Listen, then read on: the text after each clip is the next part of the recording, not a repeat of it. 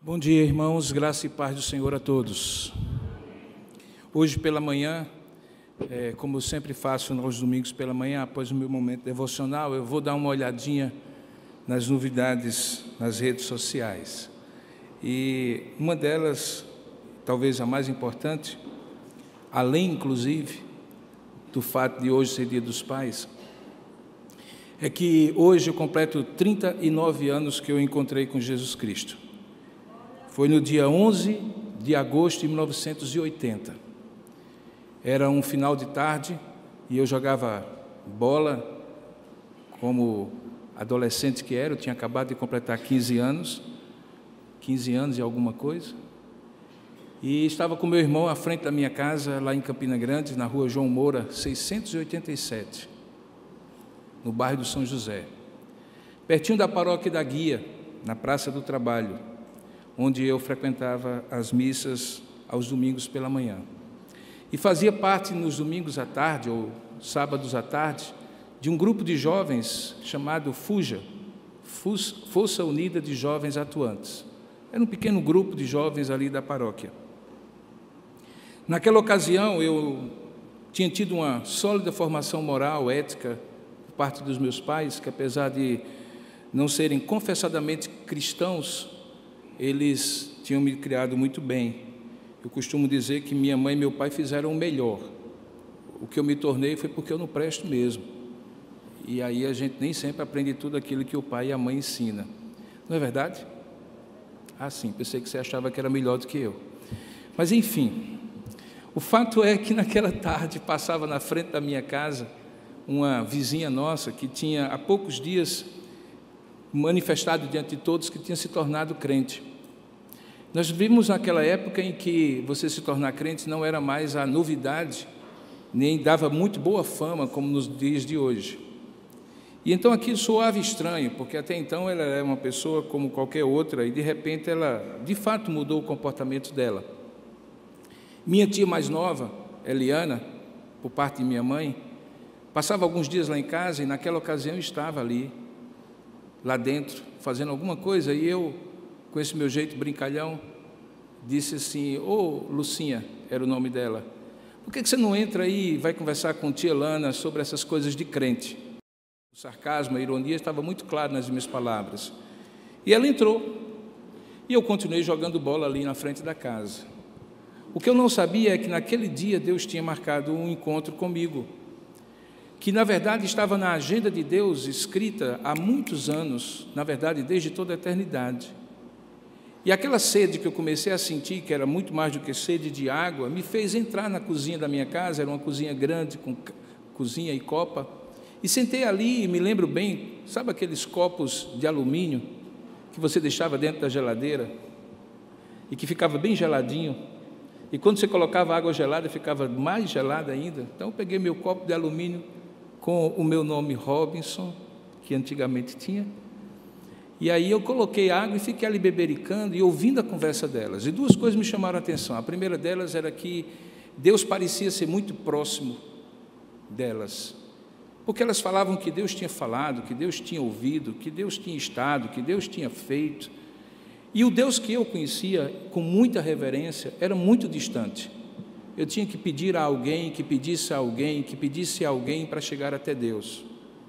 Ele era muito distante.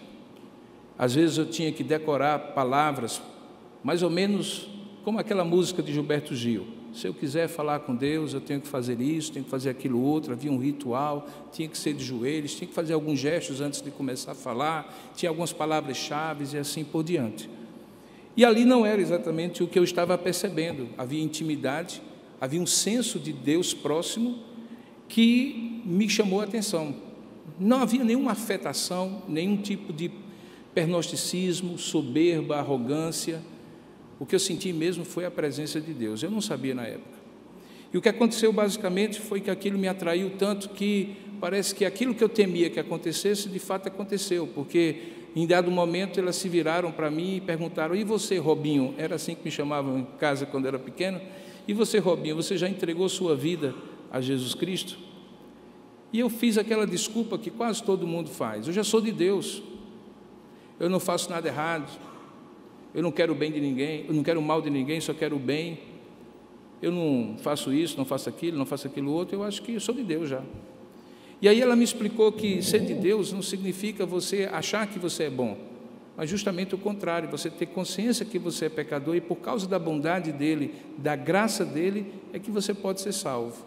E aquele evangelho foi pregado pela primeira vez para mim, de maneira clara e pessoal.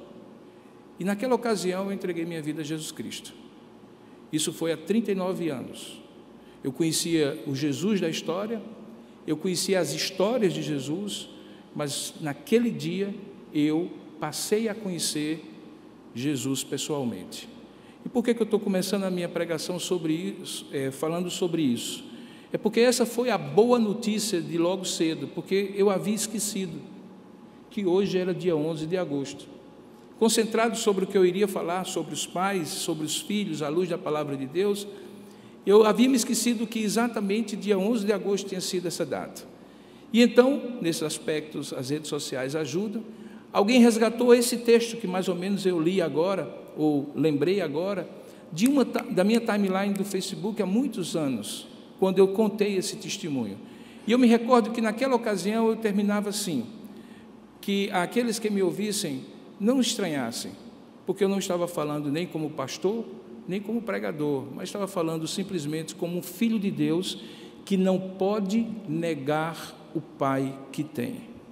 E é sobre o Filho de Deus que não pode negar o Pai que tem, que eu gostaria de refletir com vocês nesta manhã. Gostaria de abrir com você a palavra de Deus no livro de Provérbios, capítulo 3, verso 1 em diante. Provérbios, capítulo 3, de 1 em diante. O livro de Provérbios é muito interessante. Você só tem conselhos.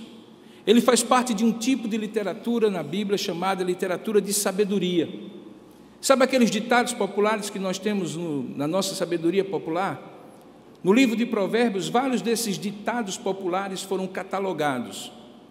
Mas a grande diferença é que muitos desses ditados estavam impregnados de uma sabedoria divina. Porque, obviamente, os ditados populares refletem a cultura de um povo.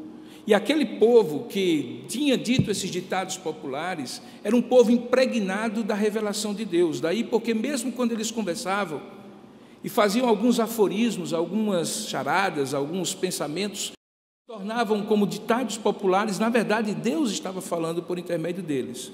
Então alguém catalogou em vários formatos e um deles é o formato de provérbios. Então você não vai encontrar em provérbios narrativas de grandes histórias, nem histórias que refletem coisas que aconteceram no tempo do povo de Deus.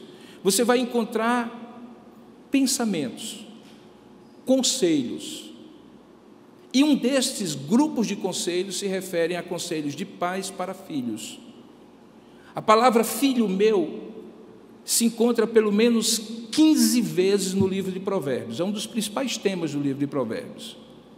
É como se Deus estivesse falando para os seus filhos espirituais, mas ao mesmo tempo como se Deus estivesse dizendo a nós pais como nós deveríamos falar aos nossos filhos. E ao mesmo tempo também dizendo aos nossos filhos como eles deveriam ouvir o que Deus tem falado com eles e o que nós, pais, temos falado com eles. De modo que quando você junta essas coisas, você encontra muita sabedoria. Porque se há uma coisa interessante na vida, é assim. Há um tempo que os filhos ouvem, mas não entendem. Há um outro tempo em que eles entendem, mas não ouvem. E o que Provérbios deseja é que os filhos, em dado momento, entendam, porque ouviram. E porque ouviram e entenderam, obedeçam. Porque não faz sentido ouvir e não entender. Mas também não faz sentido entender sem ouvir, sem prestar atenção. E pior do que isso, não faz sentido nem ouvir, nem entender, ou ouvir e entender, mas não obedecer. Então vamos ao texto e vamos ouvir.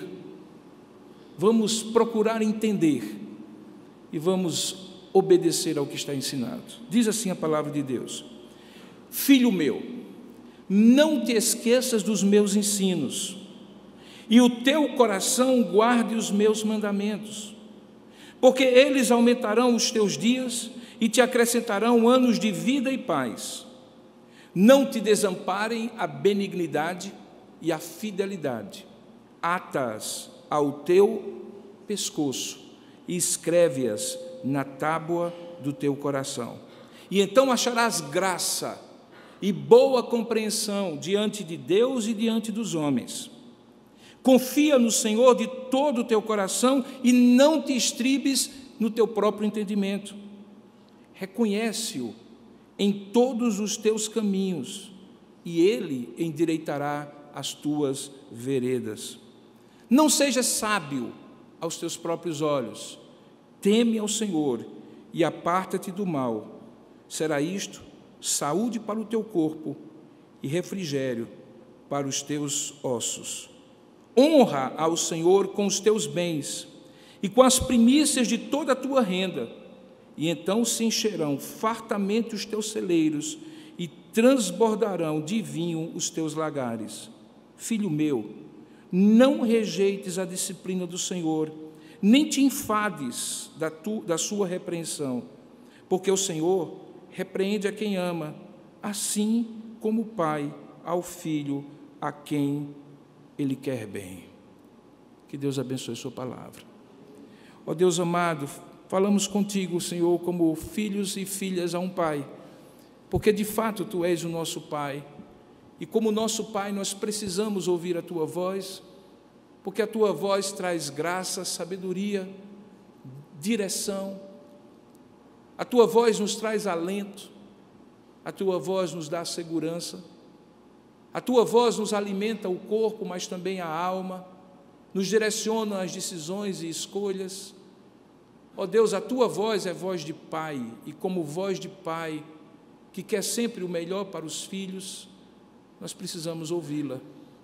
Ó Deus, o Senhor não nos trouxe a este lugar para comer uma feijoada depois da escola bíblica dominical e festejar o Dia dos Pais, porque muito mais do que os pais que Tu nos deste, ou que nós somos, hoje é o Teu dia, o Teu dia como nosso Pai. Nós viemos, portanto, aqui, ó Pai, para nos encontrar contigo, como alguém que passa a semana com os seus afazeres, mas no domingo vai para a casa do Pai. É isso que nós estamos aqui. Fala conosco, Senhor, porque estamos com saudade de Ti desde a última vez que estivemos juntos e pudemos ouvir a Tua voz. Acalenta o nosso coração com a Tua palavra e dirige o que nós precisamos ouvir, entender, crer e obedecer. É assim que nós oramos em nome de Jesus. Amém. Bom, eu falei para vocês que hoje pela manhã eu li aquele testemunho que me trouxe alegria, mas dando uma descida na timeline e com todas aquelas mensagens de pais com filhos, eu coloquei a minha ontem para os meus filhos que não estão comigo e lembrando do meu pai que também não está comigo, esperando rever meus filhos em breve, e ao meu pai também, mas somente no céu, já que há 25 anos ele já partiu. Veio uma historinha no final, ou veio uma postagem no final que me chamou muita atenção. Todas as outras eram muito positivas, falavam das qualidades dos pais, falavam das virtudes deles. É verdade que muitas daquelas mensagens talvez escondessem um pouco o fato de que nem sempre a relação é tão fácil entre pais e filhos, e uma série de outras coisas, mas uma particularmente resolveu não jogar o jogo do politicamente correto.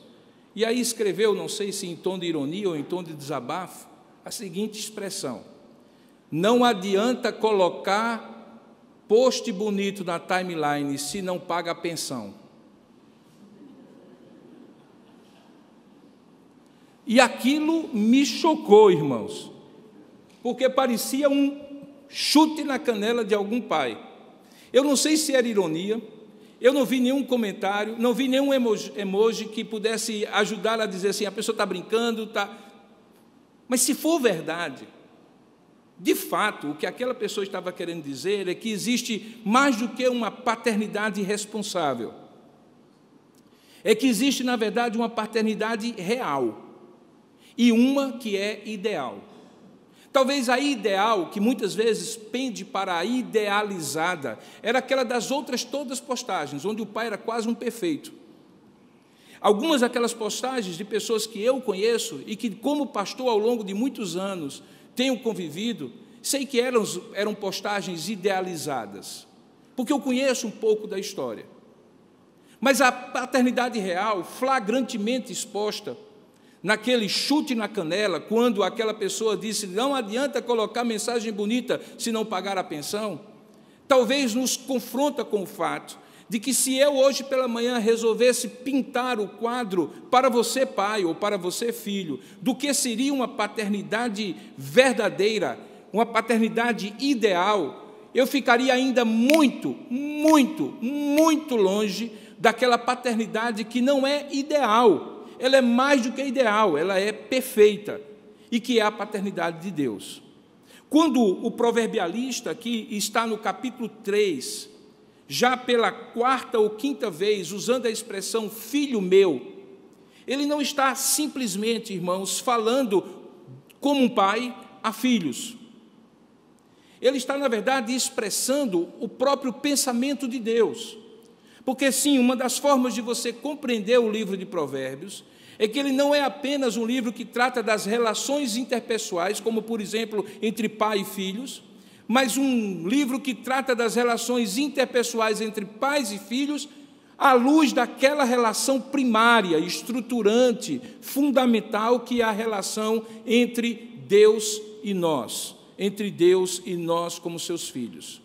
Portanto, todas as vezes que você lê Provérbios e vê, por exemplo, uma recomendação em que uma atitude, uma virtude é dita que precisa ser praticada, exercida, na verdade, é uma garantia de que, de maneira perfeita, Deus assim fará. Quando fala de respeito, quando fala de integridade, quando fala de vida com sabedoria, quando fala de tudo o que um homem pode ter em relação ao seu semelhante, na verdade, é expressão daquilo que Deus garante que tem em relação a nós.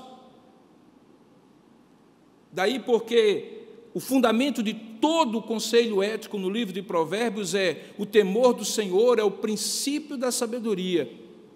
E mostram sabedoria e bom siso, boa prudência, bom senso àqueles que assim o temem.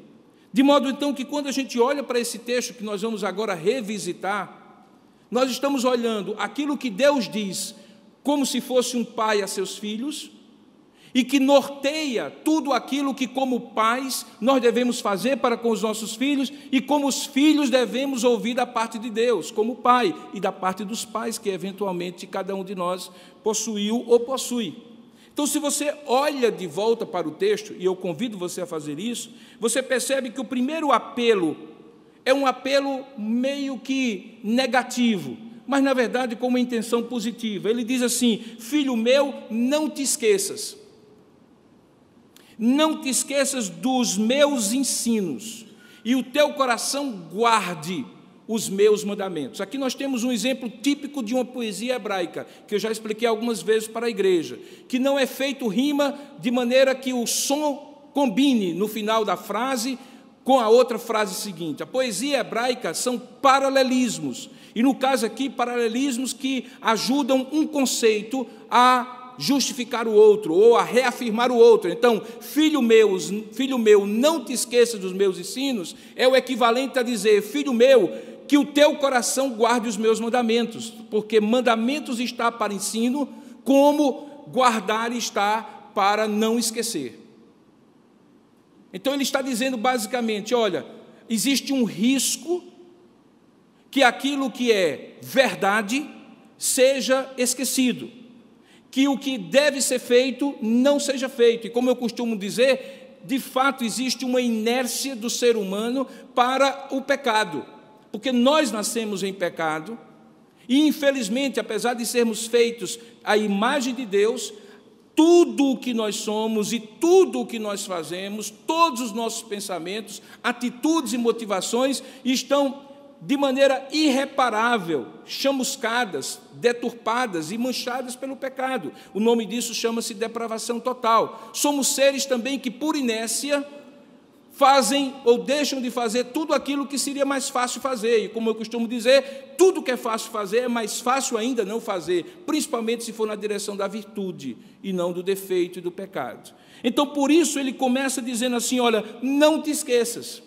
E aí eu reflito quantas vezes eu disse já para os meus filhos, que são crescidos, já saíram de casa, assim como você diz para os seus filhos pequenos que estão diante de você, não se esqueça, meu filho, do que eu estou lhe dizendo. Meu filho, se lembre do que eu já lhe disse. Meu filho, não se esqueça disso. A ponto de muitas vezes e frequentemente os filhos começarem aquela fase de ouvir, ou passarem daquela fase de ouvir e não entender, para aquela fase de entender, mas não querer ouvir. Que todos nós sabemos que em dado momento chega, se é pela puberdade e adolescência, ou até antes disso, de maneira precoce, fica muito claro, como diz o texto aqui, que em algum momento a palavra e a voz do pai e da mãe se torna uma coisa abusada. Veja o texto lá na frente, diz assim, e não te enfades da sua repreensão, versículo 11.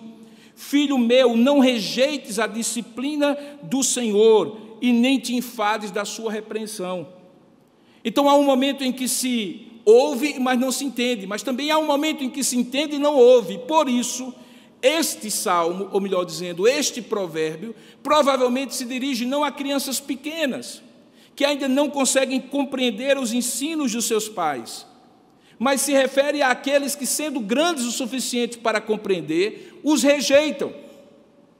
E aí ele diz, olha, filho meu, não te esqueças dos meus ensinos e o teu coração guarde os meus mandamentos.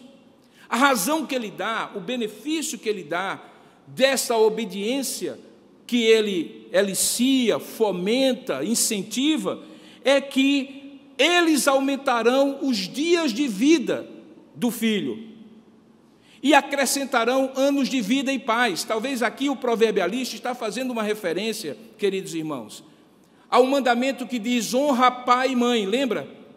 Que diz o seguinte, honra teu pai e a tua mãe para que te vás bem e os teus dias se prolonguem sobre a terra.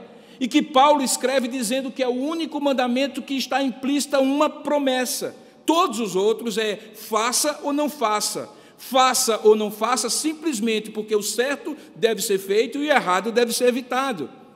Mas quando chega no quarto mandamento, onde diz, honrarás a teu pai e a tua mãe, uma razão acima é oferecida, e a razão do benefício que é garantido.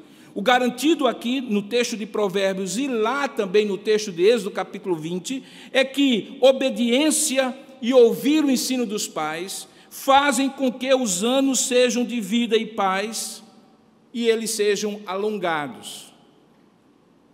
Todos nós sabemos, irmãos, se nós formos sinceros, das muitas vezes em que nós nos esquecemos do que os nossos pais nos disseram.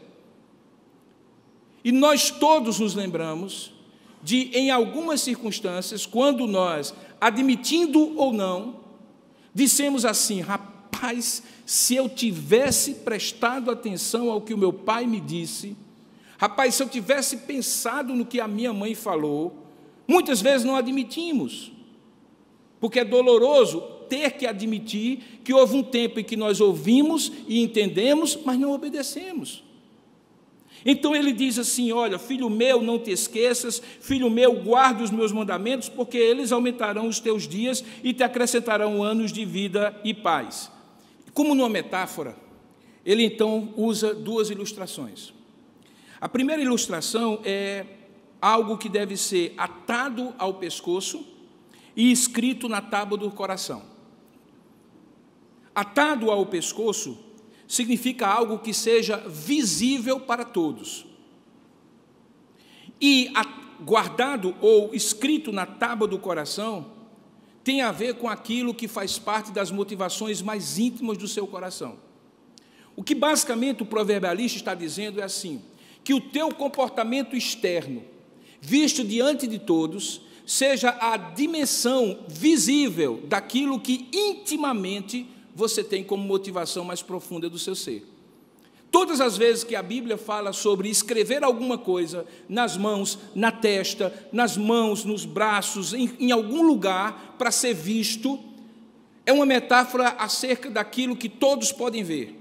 Mas, ao mesmo tempo, todas as vezes que a Bíblia fala sobre escrever no coração, ela está falando de motivações, de princípios, de pensamentos, de valores, de crenças, de atitudes que nascem na intimidade, na ambiência mais íntima do nosso ser.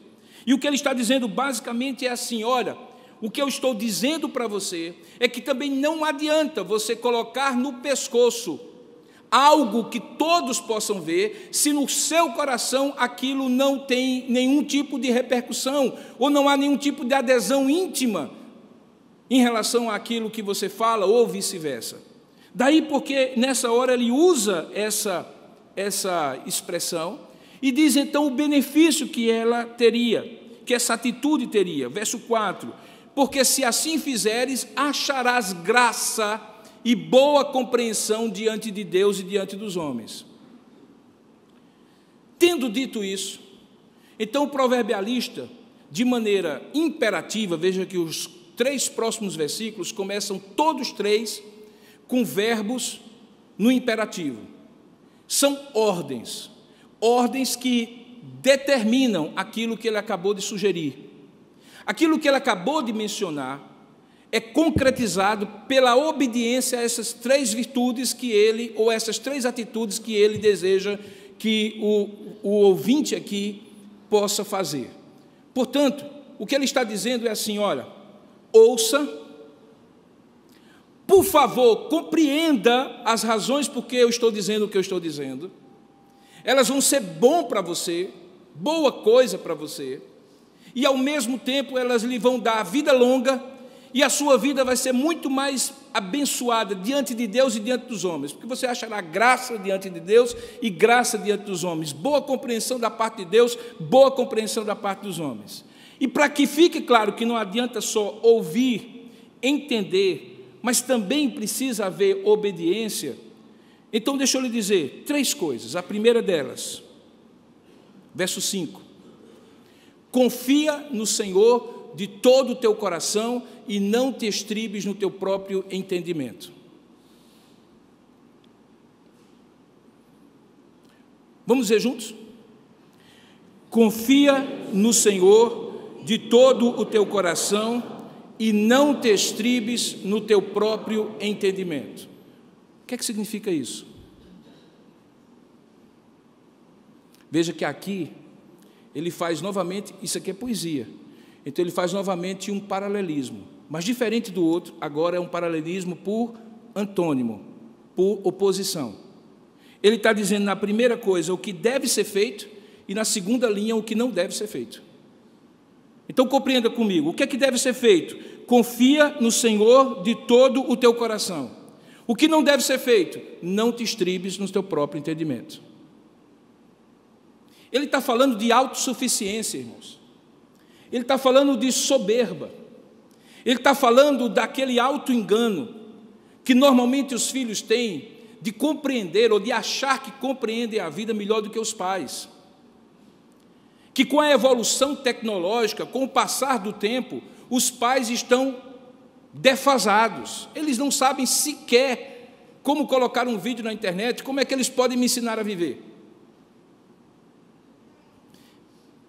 Alguns chamaram isso de abismo geracional, quando filhos e pais não conseguem mais se compreender, ou particularmente os filhos compreender o pai, por um princípio de autoafirmação, muito natural para que você crie sua identidade, mas infelizmente profundamente influenciado pela soberba do coração humano.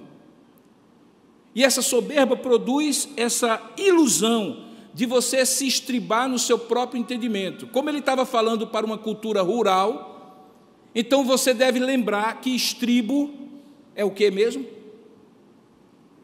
O que é estribo mesmo? Nós que somos urbanos. É o quê? É o apoio da sela, né? É aquilo que você coloca os pés. Você coloca os pés para quê? Para não cair da sela. Ou, usando uma expressão mais conhecida, para não cair do cavalo.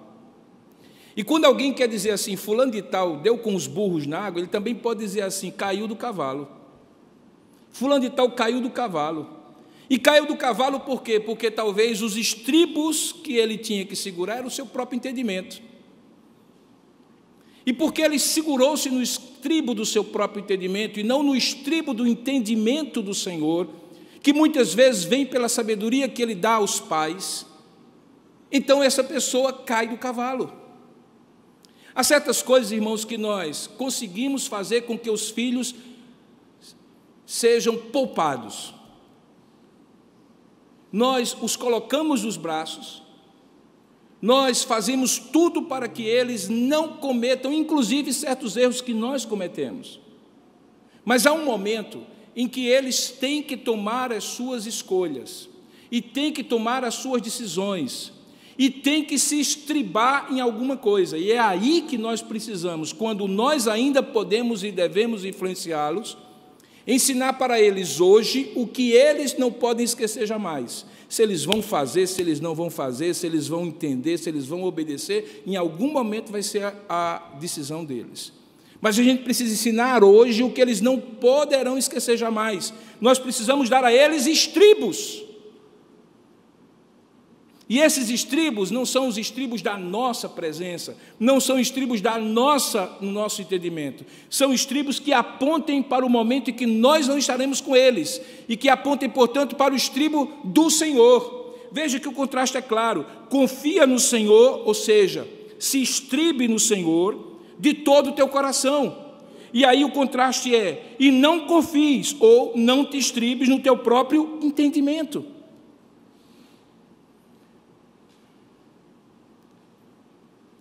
Toda a Bíblia, quando trata de relação de pai e filho, ensina que nós não devemos criar nossos filhos para serem dependentes nossos. Nós devemos criar os nossos filhos para serem independentes de nós.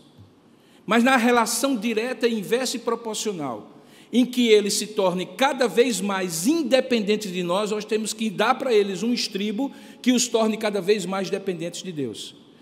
Então, na medida em que eles se tornam independentes de nós, eles se tornam cada vez mais dependentes de Deus. Mas veja que acontece exatamente o oposto. Por alguma razão, eles sim querem se tornar independentes de nós e também independentes de Deus. E quando chega esse momento, irmãos, nós não podemos fazer outra coisa a não dizer, meu filho, não se esqueça dos meus ensinamentos e o teu coração guarde os meus mandamentos. E ajoelhar-se e orar, e clamar, e pedir a Deus que eles estejam logo na fase, não apenas de ouvir e não entender, nem de entender e não ouvir, mas que eles vão para a fase de entender, ouvir, compreender, crer e obedecer, que é o objetivo da educação dos nossos filhos. Veja o segundo princípio, está no verso 6. Leia comigo. Reconhece-o em todos os teus caminhos, e ele endireitará as tuas veredas. É poesia, mas é uma poesia diferente. Lá aquela primeira era sinônimas, essa outra que eu acabei de falar, antônimos, e aqui é consequência, chama-se paralelismo de consequência. Veja, ele diz assim, reconhece-o em todos os teus caminhos, e ao invés de ele dar uma outra forma de dizer a mesma coisa, ele diz então o que é que isso vai provocar. Isso vai consequenciar-se em quê? Em ele endireitar as tuas veredas. E aqui ele usa duas palavras interessantes. Preste bem atenção nisso. Preste bem atenção nisso. Ele está dizendo, se você fizer isso, Deus fará isso. O que é que você faz? Você reconhece Deus em todos os seus caminhos. E o que é que Deus promete fazer? Ele vai endireitar as tuas veredas. E aí você precisa entender que existe um jogo de palavras aqui. A palavra para caminho e a palavra para vereda são duas palavras diferentes em hebraico. A palavra caminho era aquele caminho da estrada, o caminho largo, que não tinha muita dificuldade de você eventualmente errar. Era um caminho que passava.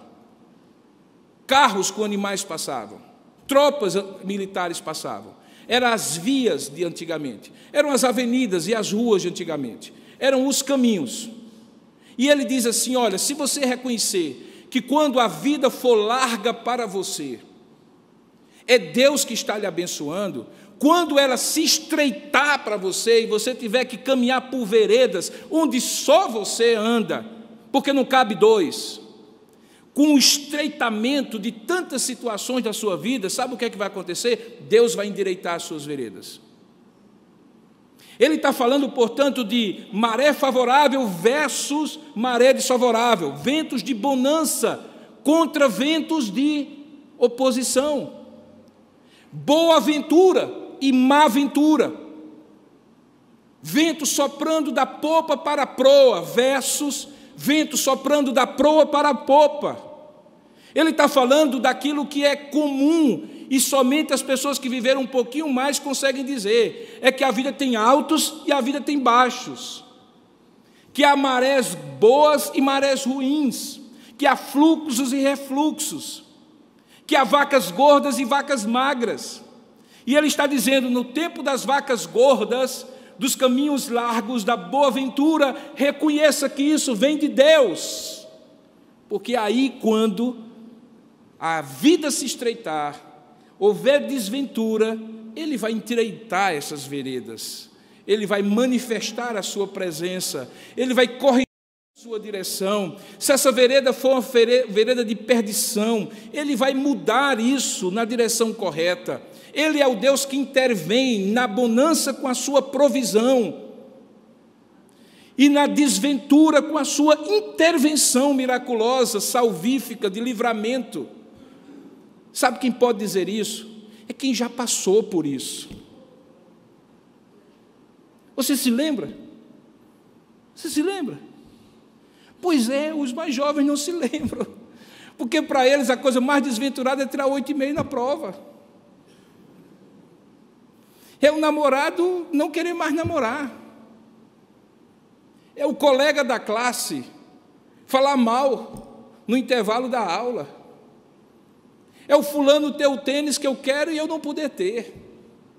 Você consegue compreender que para quem só viveu até aí, não dá para falar de vacas gordas e vacas magras, de ventura e desventura?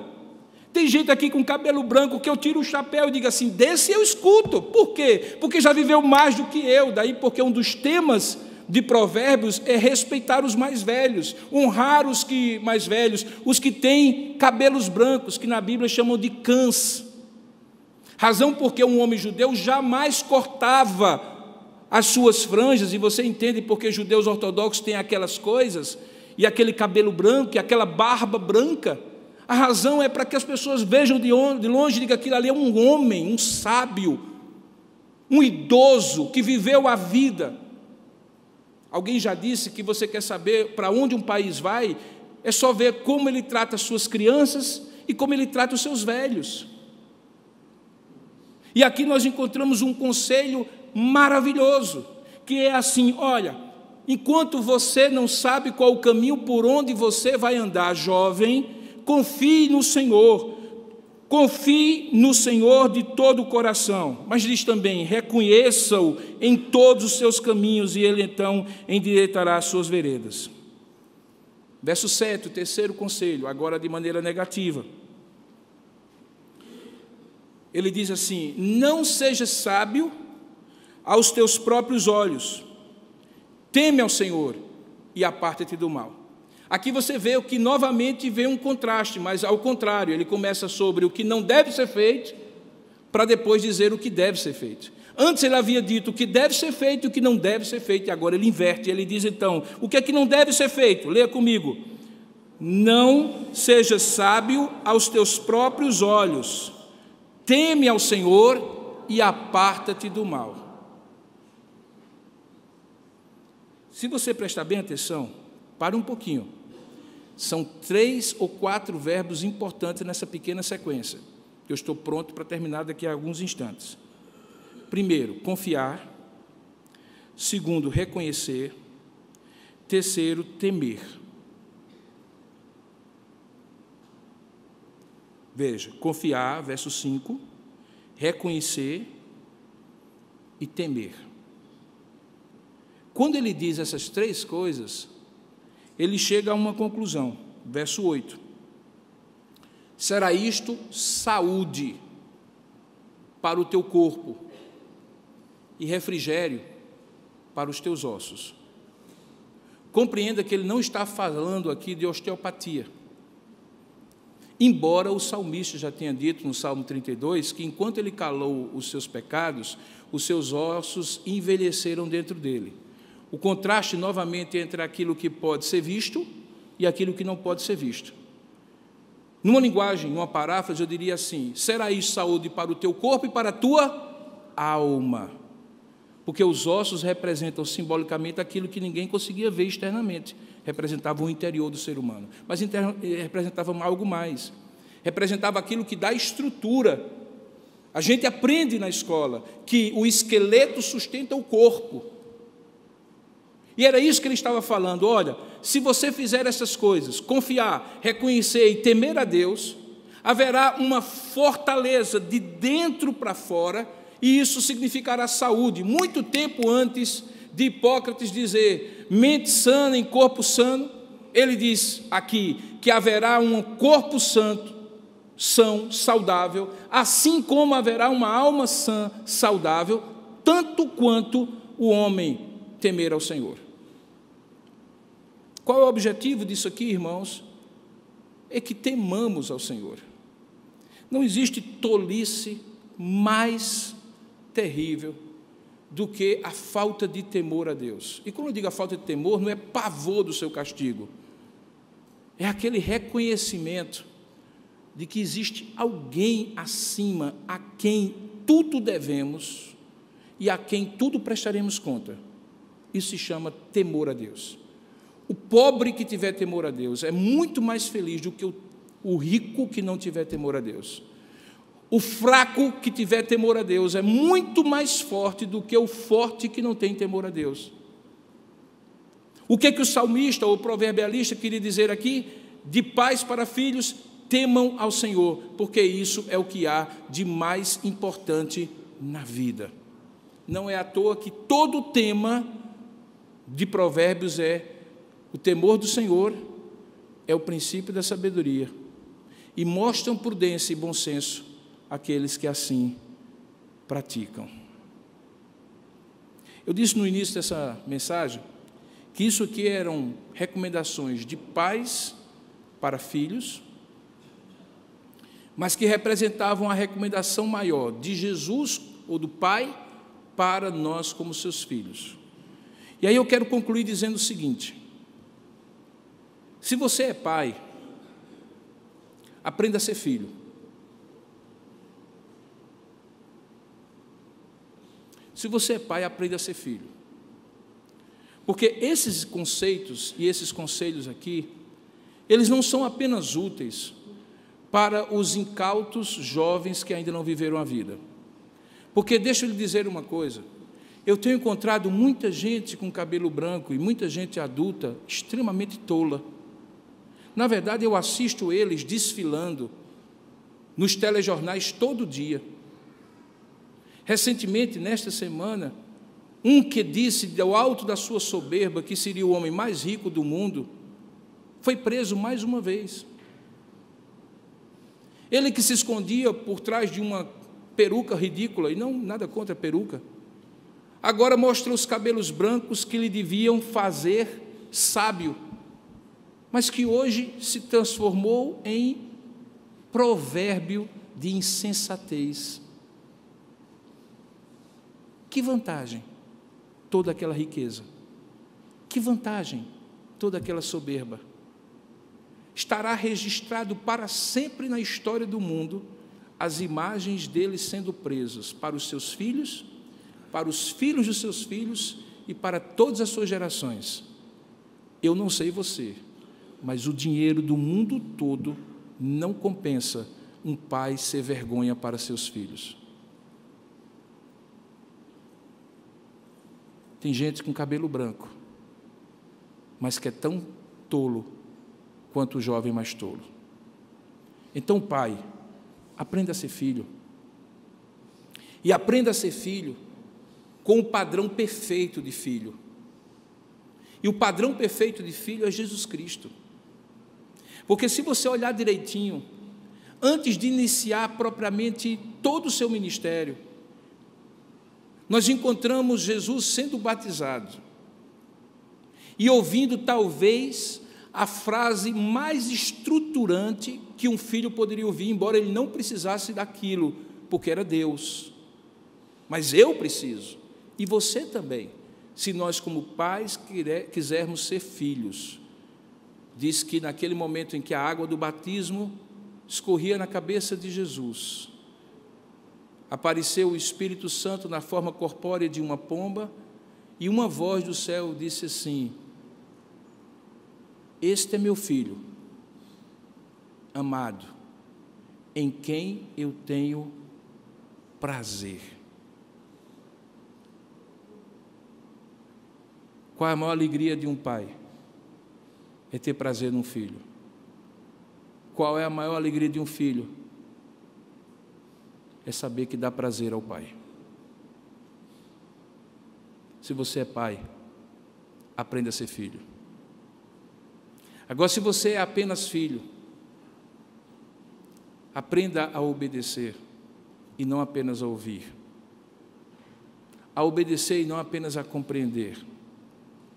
A obedecer por temor ao Pai, que colocou sobre você uma autoridade paterna.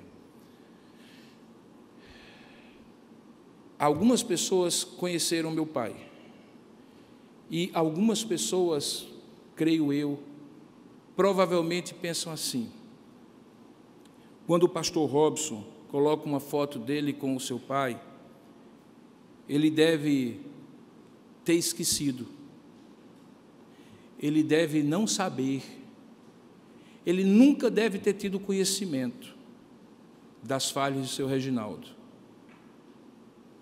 Há um momento na vida de qualquer filho em que uma inflexão acontecerá, bendita inflexão, é que os olhos idealizados daquele filho para o pai, achando que ele era o herói perfeito, se tornam olhos mais realistas, que veem o pai na sua virtude, mas também nos seus defeitos. Naquele momento, duas coisas podem acontecer: um rompimento completo e uma decepção e uma frustração tão profunda que aquele filho nunca mais respeite a autoridade daquele pai, ou então um reconhecimento do desafio de ser pai. E aí eu concluo: se você é filho, vá se preparando, porque se Deus lhe der a graça de ser pai, você vai entender como é muito mais desafiador ser pai do que ser filho. Que Deus nos abençoe. Se você tiver o seu pai perto ou longe, aproveite-o. Se você tiver os seus filhos perto ou longe, aproveite-os também. Mas, acima de tudo, aproveite essa presença abençoadora do nosso Pai, que tanto nos instrui, que tanto nos ensina. Como é maravilhoso ser um filho de Deus. Como é maravilhosa a lembrança daquele dia 11 de agosto de 1980, quando eu me tornei filho de Deus. 39 anos, tenho 54 de vida, 39 de nova vida em Cristo Jesus, porque Ele nunca deixará de ser esse Pai bendito na minha vida. Deus nos abençoe. Ó Deus amado e querido Pai, Pai nosso que estás nos céus, santificado seja o Teu nome, venha a nós o Teu reino, seja feita a Tua vontade, assim na terra como é feita nos céus. O pão nosso de cada dia dá-nos hoje.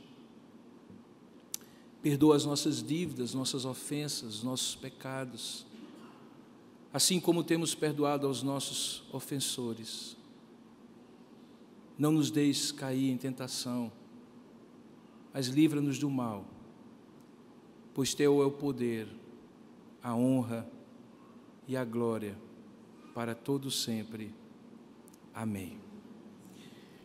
Nosso Deus sempre preferirá ser chamado de Pai. Nunca esqueça disso. Deus os abençoe.